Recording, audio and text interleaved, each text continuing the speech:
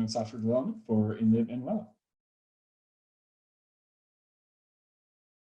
I like to start my day by just kind of taking a look at everything that I have to do that day, and just kind of seeing if I can find some like simple, easy goals that I can get done in a day. So I usually try not to have just 2 or 3, not very many.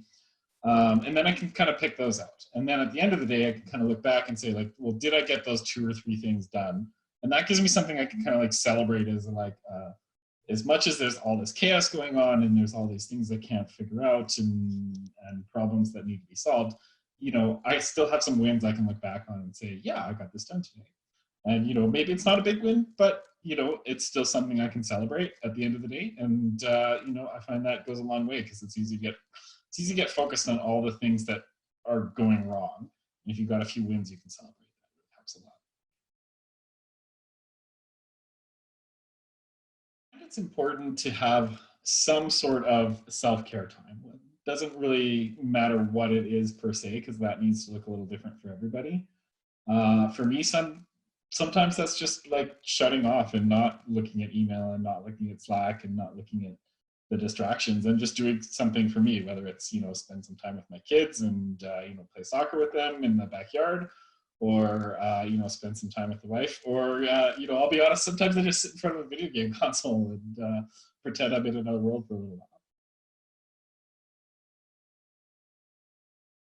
My most common thing that I notice first off when I'm stressed is I get tension in my shoulders. So like that's usually the first thing I notice is like if I'm feeling really tense in my shoulders, that okay, that's an indication that I need to be like taking a step back and looking at what's bothering me and what's stressing me and why am I reacting that way. And then from there, it's a matter of like what's my strategy for, you know, decompressing after that. And, you know, that does tend to look a little different every day, but most of the time it's getting out of the stress of the moment and like just taking that step back and looking at things from a bigger picture. And also just acknowledging that, you know, I can't help anyone else if I burn out or if I'm stressed. So it's as much as there might be immediate chaos and crazy things going on, I still need to take time for myself and take care of myself because I can't help anybody.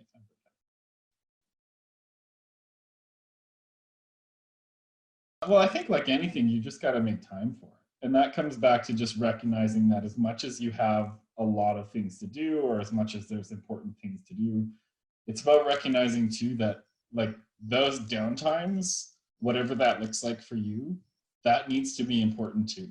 And that is as important as the things we're doing with our work or outside of our work, like making sure that you make the time for those things and allow yourself permission to fail at some of the other stuff because it's just not important. So I have the benefit of having an actual dedicated home office. So I do have like a room I can go into and be at work, and a room I can walk out of and not be at work. Um, it doesn't work as well as I wish it would, I'll be honest. I do find there's a lot of times when, you know, I will step out of the office and still be thinking about work, and times when I'll be thinking about not work while I'm in my office. But at least having a physical separation of this is my workspace and this is my home space. And even though it's within my home, it's still a physical separate room that I go to do my work. So I find for me, having that sort of like something separating is helpful. The important thing is giving them the same freedoms that I try and make sure I give myself. So making sure that they know that I expect them to take time off. I expect them to do what they need to for themselves. And really just kind of giving them permission to do that, because it's real easy as the boss to say, you know, we need this, we need that, we need the other things, and have that kind of like call to action become everything else. And you know, when you've got more experience in kind of dealing with stressful situations, then you might know, yes, you know, you still need to take the time for the self-care and those things.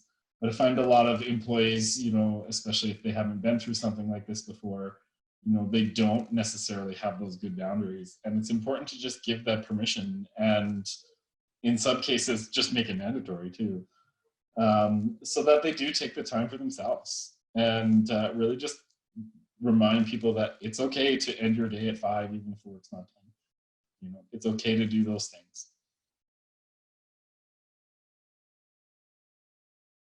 The thing I want people to know is that it's gonna be okay. It's gonna be okay no matter what happens. And your best, whatever that is good enough. It really is. We can't ask people to do anything more than their best. And whatever that is going to be good enough, and it's going to be okay.